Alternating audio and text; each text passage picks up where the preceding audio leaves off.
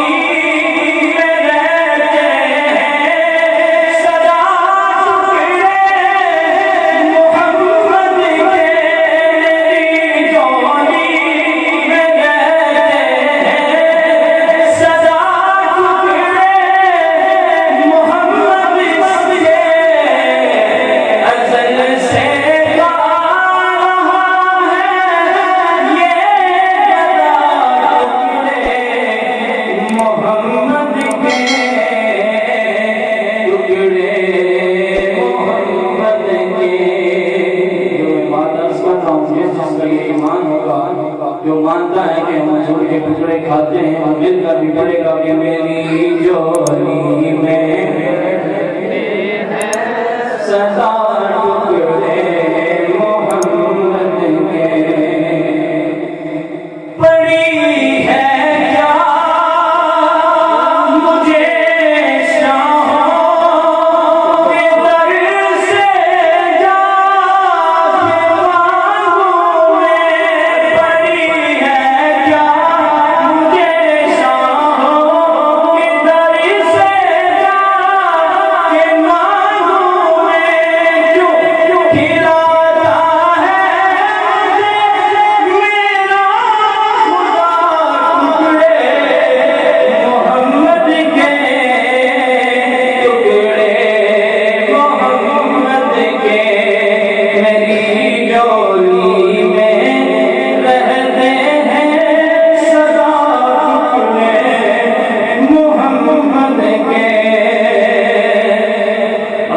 सलाम शेर